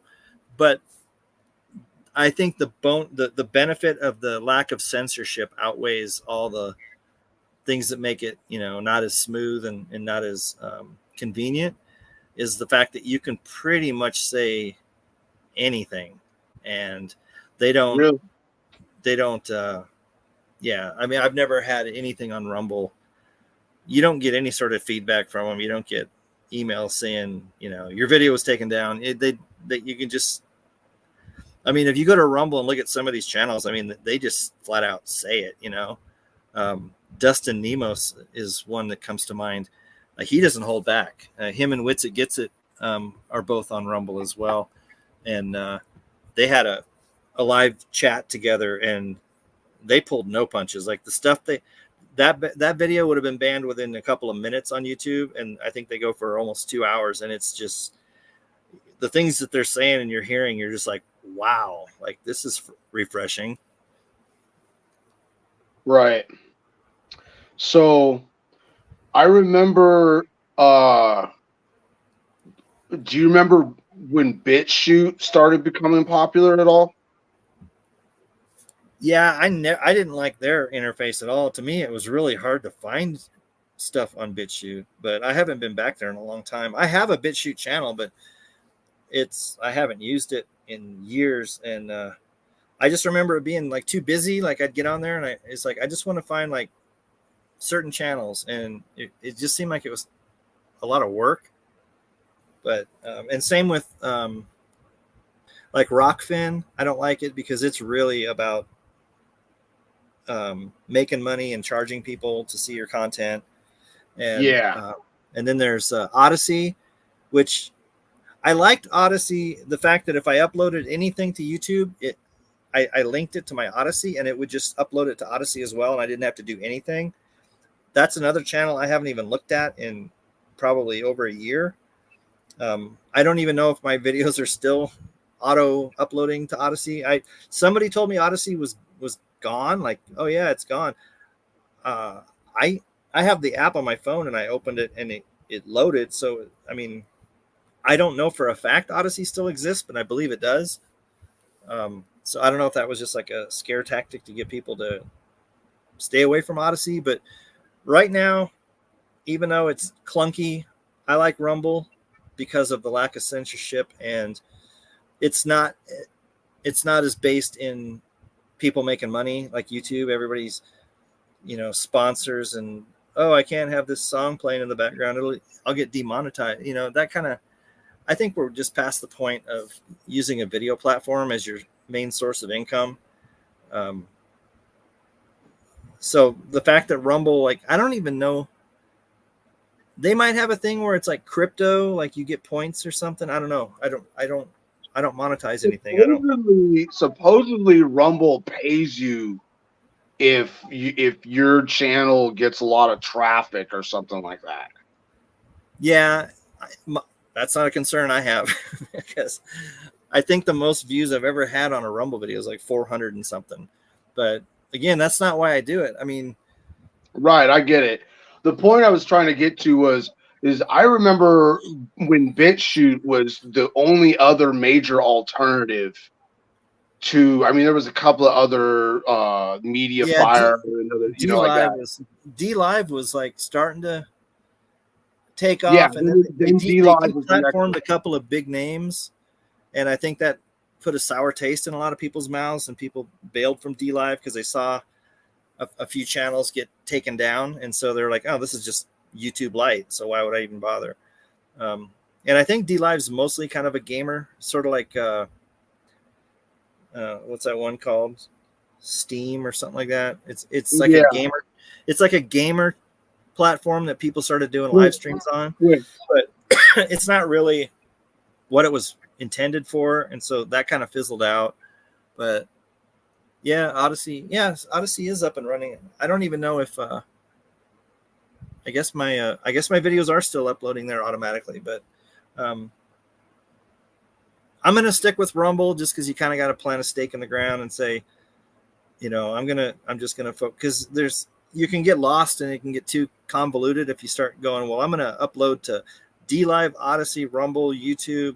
It's like I'm just gonna stick with Rumble. If people see it, great. If they don't, that's great too. It doesn't matter. Do you know who Dabu7 is? Yeah. So he has this show, Underground World News, and for the longest time he was on YouTube, and then eventually he got to the point where he's like, look, I'm getting too many strikes. They're trying to claim that I'm doing a bunch of stuff that I'm really not doing. Their big thing now is striking people for the med advice, Mm-hmm. That's their big one that they like to hit people over fake nonsense. And so I believe he was originally on DLive, and then now he's doing the Rumble thing. And the only reason he goes to YouTube anymore is to announce that his show is going live over there, and for like few small like shorts and snippets that he makes sure like YouTube's safe or whatever. Yeah, I don't know how to go live on Rumble. I tried it, and I did make sense. I think you might need to have like a third-party software, like what's that one thing that people use? OBS. Yeah. So I'm hoping Rumble gets to the point where they just, like on YouTube, where you can just go live on Rumble and you don't have to include any third-party software or anything like that. And, depending on if the world survives that much longer, I think they'll get there. But yeah, there's a lot of people that I used to watch back in the day that, disappeared on YouTube, and a lot of them are on Rumble. Like, I don't know if you're aware of KJ Osborne. He used to have a channel called The Scariest Movie Ever. He's over there. I think Jason A is over there, but I think Jason A still does YouTube, and KJ does YouTube and Rumble, but he's really careful about what he says. But yeah, I'm eventually. Where did old AJ end up going? Which one's AJ? You know what I'm talking about? The big fat guy. Always Alex Jones? Yeah. Well, I mean, he's on X, and I think Infowars.com, I guess. I don't know if he's got. Oh, that's right. He's got his own website. Yeah. He might be on Rumble, or Infowars is on Rumble, where they don't just show him. They show whatever people that work for him that do their, like that Harrison or whatever. I think Right. I'm pretty sure that Infowars is on Rumble. There's a lot of people, like, I don't know if there's a guy, Marfugel. He used to be a lot on YouTube. Yeah, I know who that is. Google News or something like that. He's on. He's based out of Seattle. Yeah, I can't remember if he's still on YouTube or not, but I think he's on. I don't know. He might be on Rumble. Like I said, I don't know, because like some of the ones I really like I used to really like this guy named oh shoot, I'm drawing a blank on his name. Well, I know Russian Vids is on Rumble, and dang, it was like Jason A, but it was another guy. It was like his first name and an initial like that, and I think he got banned off like everything. I don't know where, if he may have just given up. I don't know if he's even on Rumble. But like I never liked this guy, but the guy that did what was that, Call for an Uprising? Yeah, I remember that guy. Yeah. I never liked him because he was one of those people that would find something that was like satanic or whatever, like something that like Madonna did something satanic in a video or something. And instead of like just saying like, you know, these people are this way or whatever, he would like focus in on the whatever they did that was satanic and like replay it and say, look at that, and like make it worse. Like really, instead of just saying like these people are, you know, Satanists or whatever, he would like really focus on the actual acts that they were performing. And it was like, this is not helping anybody. You're right. Feeding it, you know. He's still on YouTube, but he has it's not a Call for an Uprising. He has a different Wake Up Call, or I don't know what he's called, something like that. But and then like high impact flicks. He's never really liked the guy. Yeah, I don't like him. I don't like him either. But I think he's on Rumble, but he's also on YouTube. But I think he sends a lot of his stuff to Rumble. But Rumble's just like I said, if you don't want to deal with the censorship, it's the place to go. But you're gonna suffer views and you're gonna suffer monetization. And a lot of these people, the only reason they do it is to make money. Like, I'm not monetized because I think if you want to speak truth, that should be your only incentive, is to speak the truth.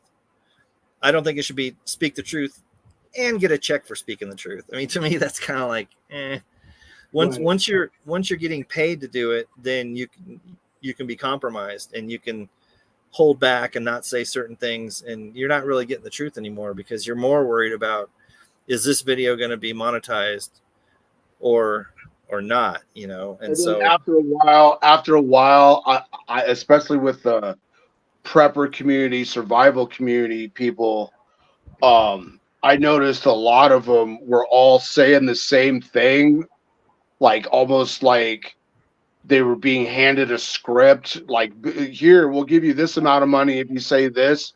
Like a big example is what's his name, Bear Independent, and this channel called Prepper Princess, and I'm sure there was a couple of other ones, Canadian Prepper. Like all three of those channels were trying to tell people, oh yeah, if you're a prepper, you don't need body armor.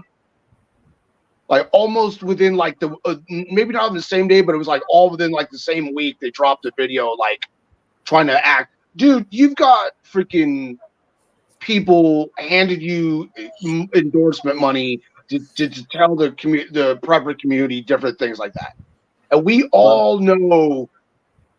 I mean, it's just common sense as a prepper. you can see an application in which you might need to have some body armor. Okay. Home defense, bare minimum. But you're over there trying to tell, like, why are you trying to tell preppers that they don't need body armor? Is that so you can make it, like, trying to get them to be like, you know, easier to kill? Or... Canadian Prepper is like, if you can't tell he's a shill in like literally seconds, then you have no discernment. I wouldn't watch anything that guy puts out. And plus, when you see these people that have these channels and they've got the greatest gear, top notch, you know, latest and greatest, that stuff's being given to them to promote and to feature in their videos. And like, I've been doing quote unquote prepping type videos since like, I don't know, 10 or 12 years. No one's ever approached me and asked me to endorse anything or sent me anything for free. So that's like, those people are shills. They're groomed. I mean, they're brought in to do a specific thing. And like, I don't have ads on my videos. And if you ever see an ad on one of my videos, it's because I probably used a song or something in it. And so they put an ad in there, and whoever owns that music. I try and kind of, when I can, I use the royalty-free YouTube music and stuff like that. But, you know, sometimes I'll have like a song I like and I'll throw it in there, and so then they'll throw an ad on it. So I'm trying not to do that because I don't like I don't like anybody to have to sit through any ad. I looked into the monetization process on YouTube because it seemed like every channel, even if they didn't have hardly any views or subscribers, they were monetized. And I'm like, what, do they just hand these things, you know, monetization out like candy? And it's actually quite a process. You have to do a bunch of stuff to be monetized, and then you have to maintain it. Like, you have to make X amount of those shorts. Like, if you just have a YouTube channel and it's monetized and you don't make shorts, you just make videos, like full-length videos, they'll pull your monetization. You have to like jump through these hoops, and you have to get like a certain amount of views and a certain amount of likes. And I think you have to make 1,000 followers. You have to make like a certain amount of videos in a certain amount of time, and you have to have certain length. And I'm not sure of all the specifics, but it's not like you just monetize and you're done. It's like you have to jump through a bunch of hoops to get monetized, and then once you're monetized, you have to maintain a level of content. And so I'm like, okay, so anytime you see somebody that's monetized, getting a check from Google once every 3 months or whatever really, really, really means a lot to these people. Wow. And I actually did get a check from Google once, and I don't know why. I have no idea. I'd had a channel for years and years. It wasn't monetized. And all of a sudden I got like this check from Google. And to this day, I don't know why, but it was like $99. And that was what, 12, 14 years I've been doing YouTube videos. I got one check out of the blue for, I don't know why, for $99 in 12 years. So, I mean, I don't know. To me, there's a lot better ways to make money than to shill on YouTube. I mean, it's I don't know. It's a full-time job if you're really into it. But then you see these channels like Mr. Beast and stuff that have like, you know, 10 million subscribers, and they're making $1 million a month, and it's like, that's not organic. Nobody can do that. First of all, he's not interesting enough. I mean, it's none of it's organic. Like, he was put in place and promoted artificially to get to that point. And then what do you know? You start finding out all these things about him now that are coming out where he's not a good person. Well, who would have guessed? I mean, he calls himself Mr. Beast, but I guess that wasn't enough for most people to be able to tell that this was a shill. But I don't know. I've given up trying to figure people out. Like, I saw a bunch of commercials of him, like, supposedly just like handing people money for free. Like, come on, man. Yeah. You and know, when I worked for a few months doing overnight a remodeling of a Walmart, and so I was handling all the product and moving it and, you know, building this display shelves and the everything. And I noticed there's Mr. Beast products. Like, I don't know if they're, I don't remember, candy bars or popcorn. I don't know what it was, but like he's got his own product line in Walmart of, I don't know, food, snacks, treats, something. And I mean, if that's not organic, all right. You don't just start a YouTube channel and end up with a product line in Walmart. That's not how this world works. Right. Right. Yeah. Yeah, man. They've got some. Walmart is like weird, dude. Like I've had to sleep at my share of Walmart parking lots, you know what I mean, as like a traveler or whatever. And it's funny how like take for example the Treasure Valley area. That's what they call the Boise area, because it's not just the city of Boise there. There's like about 4 or 5 cities of about 60,000 people. They're all butted up against each other right there on the 84 freeway. Mm-hmm. And the one that's actually in downtown Boise, which is like probably the second nicest part of the entire area,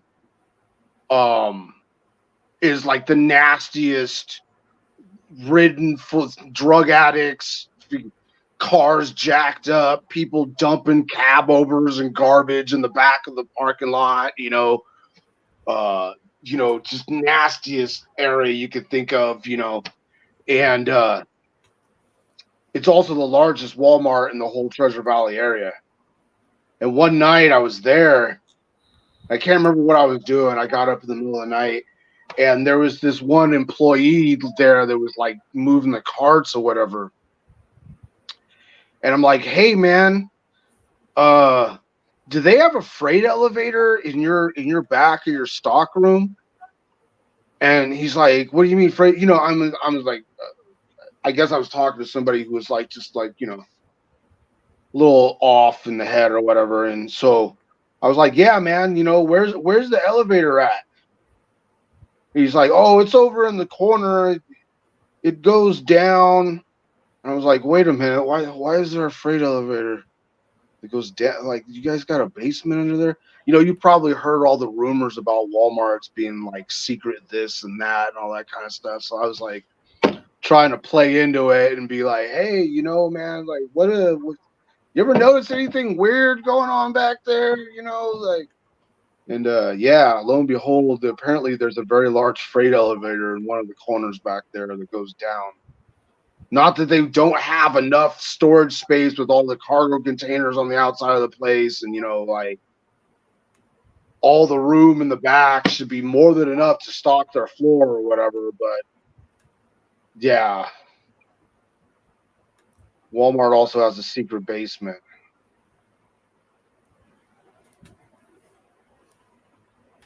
Yeah, I've spent, I don't know, I've done remodeling at 2 different Walmarts, and I never really saw anything too weird other than the people I was working with getting really, really high and being useless. But yeah, I know there was that time where they were saying that all Walmarts are built right next to a railroad line, and they were going to be FEMA camps and all that. But I remember when that whole FEMA camp thing was really hot back in like 2014, 2016, whenever everybody was worried about FEMA camps. Yeah. And I was thinking, all these people were like, there's no way I'd go in a FEMA camp. And I was thinking, there's like 2 things that they would have to take if there's like an apocalypse happened and people were scrounging to survive. There's 2 things I could tell you, and people would line up to get into a FEMA camp. And that would be that all they'd have to say is we have Wi-Fi and food or showers. And yep. People would go, especially if you just said we got Wi-Fi. That's all it would take. They'd pile into those FEMA camps. But. Well, I mean, here's my theory, because a lot of I don't know if you remember when the whole Jade Helm nonsense was popular. It was like some fake army psyop that was going on or whatever. But there was a lot of rumors back during that era of conspiracy theory that these Walmarts were actually the secret entrances to DUMBs, deep underground military bases. And in the event that there was some type of disaster or war or something that took out one section of the country, or some natural disaster, that these things were all like connected by tunnels or train lines or something underground, and that they could like transport people around the country or transport food, very rapidly underground to try to like feed populations or something like that. And basically they would be turned into like a FEMA camp. It's basically the same thing you were talking about, but like they were actually connected to like underground military bases. Yeah. I actually have Starlink because I'm way out here in the sticks, and there's definitely something up with Starlink. It's not, I don't believe that it has anything to do with satellites. I think that I agree with, I've heard people say that they're actually using commercial aircraft Wi-Fi as a net. And I think that's, I actually think that's where the Starlink quote unquote is coming from, is it's actually using like routers and repeaters in off of commercial aircraft.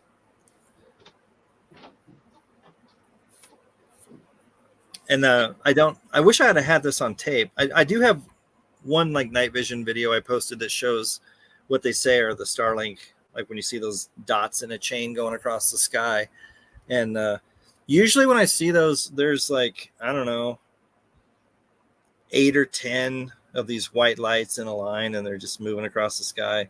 I've seen that like 3 times, and each time I've seen it, they're going in a different direction. And that, whatever, that's whatever it is. But one night I saw one to the south of me going west to east, and it had like 8 or 10 lights on it. And that's the one I think I posted, because the one in the light that was in the front, as they went right to left, the one in the front would vanish until there were 0. Like they were just getting, like the chain was getting smaller and smaller. And it wasn't like they were going way off in the, to the east and I couldn't see them anymore. This has all happened right in front of me. They were right in front of me. And then it was like, almost like there was a wall. And as each light went through it, it disappeared. So until there were 0 lights. And I was like, well, that's weird. I don't know what that was.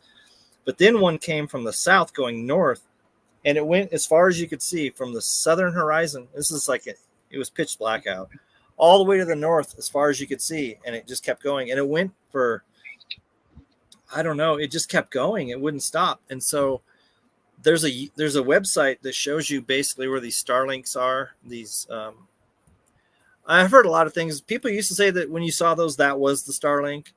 And I was like, well, that doesn't make any sense, because I've seen it like 3 times in 3 years or whatever, but I always have internet. So it's those things are only up there and somebody's like, oh no, that's when they're launching them. And they go up there and they release those lights you see, or they'll release satellites or what, I don't know, some nonsense.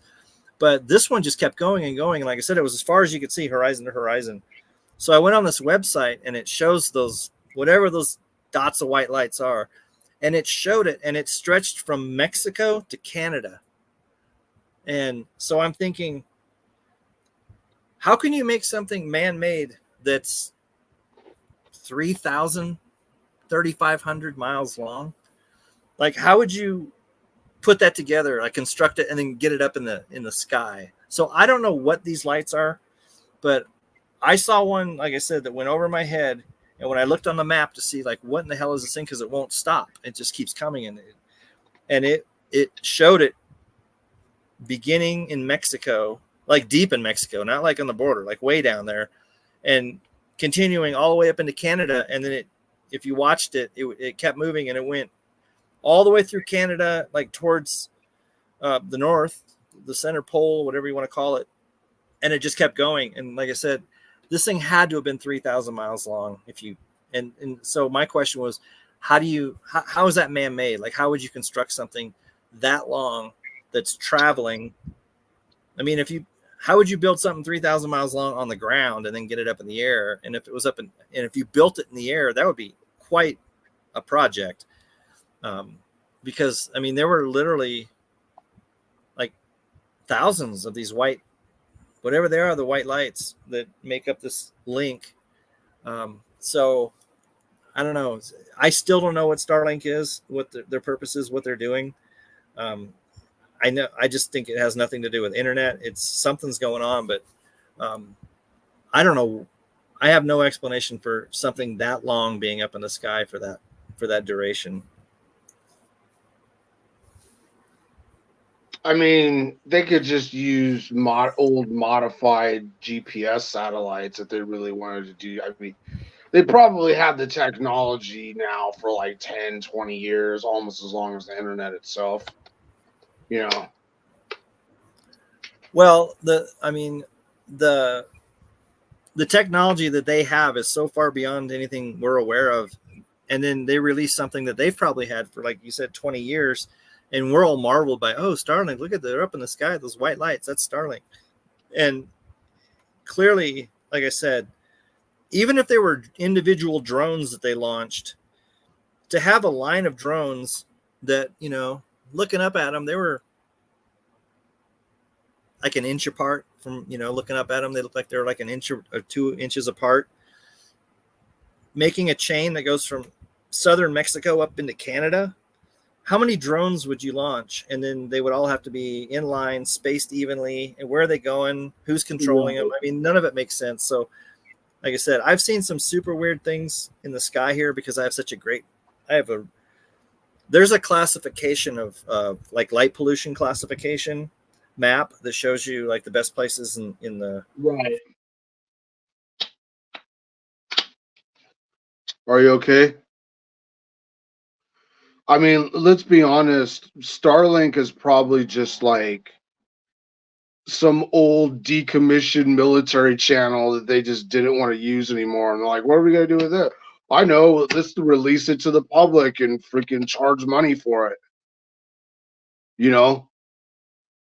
But speaking of drone technology, I just saw a video on this guy's channel where they used, I don't know what a FPV drone is, but this thing was like $1,000 and it homed in on the tail rotor of this $16 million military helicopter and just blew its tail section right off. So somebody took out a $16 million helicopter with a $1,000 drone. Warfare is changing, dude. Like, drones are changing shit. They got these things they call slaughter bots, where it's like basically a flying anti-personnel mine that can home in on your face. It's got like facial recognition.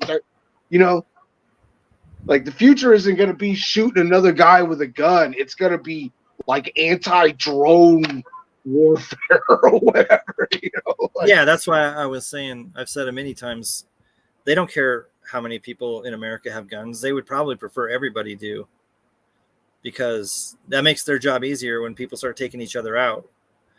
And then you compare it to what they have, like they don't care about your AR-15. Oh yeah, all the way. I mean, really, and they got MRATs and Predator drones and tanks and F-35s. Like they're really not concerned about your rifle, except that you can use that to thin the herd down here on the ground, so that when they do decide to come in and really put the boot down, they have a lot less people to deal with. Well, I'll just devil's advocate to that and say, like, one thing they are definitely scared of is a bunch of people going in the same direction with their rifles. There is still some and that's why I was talking with a friend of mine who owns another channel the other day, and we were talking about, probably the best amount of technological advance that has happened in the last 40 years has been communications technology for the purpose of mass miseducation, propaganda, trying to get everybody to be left team, blue team, and want to fight each other and everything. Because the moment the population stopped doing that shit and decided, like, yeah, you got, freaking predator drones. We can take out your airfield. Yeah, people are gonna die, right? There's no doubt in that. But if even 1% of the population stood up and all decided to point their rifles in the same direction, they have a chance of taking out the control structure. So, yeah, for the most part, what you're saying is correct, but what they fear is a strong leader emerging or some type of polarizing factor that causes a large group of people to all fall under the same flag and want to go in one direction. They are still scared of that. Yeah, I don't know. A few Hellfire missiles, and it seems like they'd quash that pretty quick. But I don't know. Like I said, I think what they'll do is they'll lock down the cities, and that'll take out the majority population. And they don't have weapons in the cities really anyway. And then the people that are out in the outlying areas, there's a lot of people with firearms in the rural areas, but look at how scattered they are over the entire United States. They would, they could get the numbers down low, but then you're talking about 20 people here, 5 people there, 1 person here. Well, that's the worst case scenario for them. I mean, dude, there's plenty of examples where guerrilla warfare defeated a much larger army, even the American army, as a matter of fact. I mean, look at Afghanistan, Vietnam, all those others. You don't have to have some large standing army or marching under one banner. In the rural areas, it requires organization, and so that's why they vilify what they call militias, and they always try and stomp down on them, because that's the beginning of organizing. Because without supply lines and communication and stuff like that, and some sort of leadership, it's just a bunch of lone wolves. That's not going to be a problem. But it's when they organize, that's what they're worried about. And I think they have a lot of things in place to keep track of and stomp out anything that looks like it's starting to organize. Yeah. I mean, survivalists don't really need supply lines for that long. I mean, they can just live off the land, whatnot. But yeah, you're right. Once they start getting up to like a standing army or anything above like 20 people, then you start needing to have like regular logistics and organization, and Yeah, I mean, it's possible to put up a resistance, but I think the numbers of people capable of doing that are dwindling by the day. Certainly not the young people. There's very few young people that you could count on to be part of a well-organized militia and actually contribute and know what they're doing. And it seems like they've almost been playing the waiting game, thinking that the people that are capable of such things are either getting too old to be nimble or, just dying. And it's like they've been waiting for people who are potential risks to just get old and die. Right. Especially the people who would have skills that they could teach to a younger crowd. Yeah, and the way to get rid of the younger people who are capable is to send them off to war. You send them over to Iran, and then stuff breaks down in the U.S. Well, those people aren't going to be able to help you. Well, I mean, it's not just Iran anymore. It's like choose your theater: Taiwan, Ukraine, Gaza, which almost the same thing as Iran, but still. Yeah, I don't see anything really major happening on U.S. soil unless there's a war where the majority of our troops are elsewhere, because they can't take the risk of them, choosing to defend the citizens and not follow orders. And if they're in the Middle East, it doesn't matter how they feel. But anyway, I'm going to get going. I have some stuff I got to do. I didn't expect this to go this long, but I really appreciate you getting on here. That's nice of you to share your thoughts and get on here. I was going to get off a long time ago, but it was nice. I wish more people would get on and talk like you, but you know, I get some people aren't comfortable with it, but that's fine. But anyway, thank you very much. I appreciate it. Yeah, no problem, dude. I just, wanted to say you should be happy to know that you're probably one of the very few legit channels out there, and that's probably why there's hardly anybody around here. But I'm actually a long time follower of your channel. Well, I appreciate it. Like, yeah, I don't self promote. I don't get any help promoting. I don't do this for any other reason, which is why I can go months without making a sound, and then suddenly I'll either have an idea or something will happen, and I was like, well, I'll weigh in on this, but it's not my job. Yeah, my channel's called Apocalypse Theory, if anybody cares. It used to be an old video game channel that I had where I'd upload video games, but it's sitting there dead now, just collecting dust. Yeah, this channel collected dust for quite a while, but I'm in a position now where I don't really leave my property. So if I'm not working on something on the property, I have some time. You should definitely upload more content, bro. Your greenhouse videos were pretty cool. I like those. Yeah, that sucked building that thing. It's actually not even in use right now because it gets too hot. Like in the summertime in the greenhouse, I have the top windows open and I have a external fan and I leave the door open and it still hits 120 in there. So nothing can survive. So it's going to be my winter greenhouse. And I have like an open air greenhouse that I built that actually, we grow everything here from seed and then transplant it eventually outside to the garden. But I have a couple other things. I have this ginormous water tank that I attached to the gutter on the back of my house.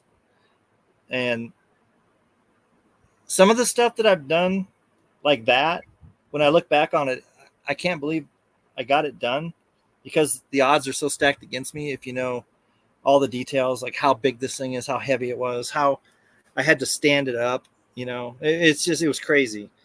Move it into position, cut holes in it, and put spigots in it. And now I use it every day. I fill up water jugs for plants and to water my chickens and dogs and cats and everything. And it's all, I couldn't do it without God because, like I said, some of the things like getting a wood stove into my house all by myself with nobody here except me. And it was in the back of a truck and I got it out of the truck up onto a deck into the house and put in place and installed.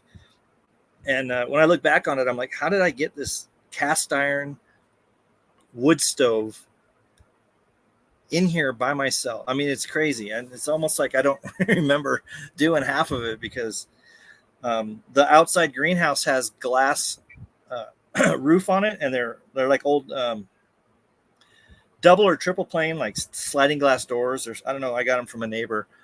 Those things weigh like 300 pounds a piece. And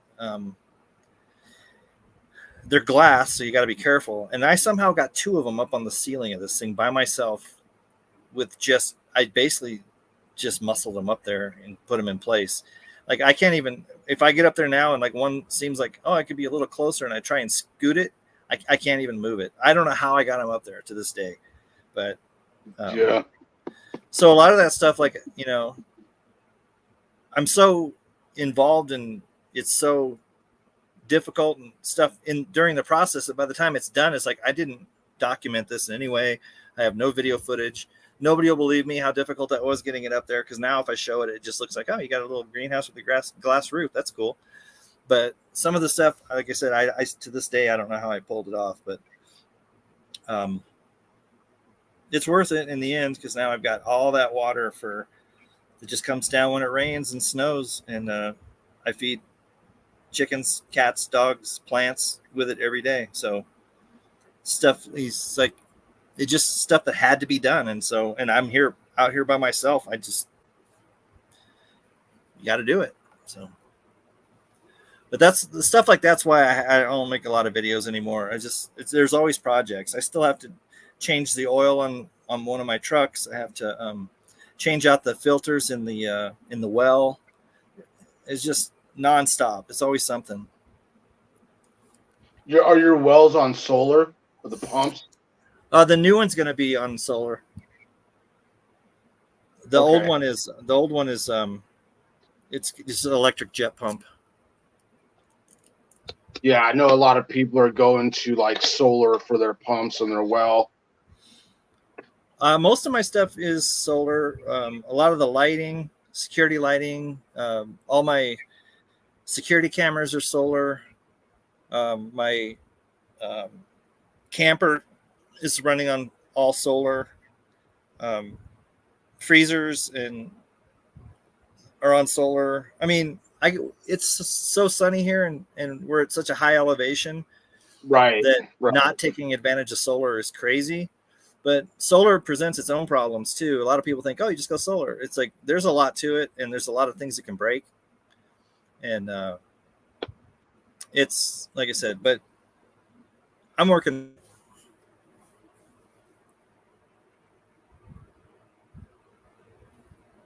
But anyway, I got to get going. Yeah, man. You have a good rest of your day. All right. Thank you, sir.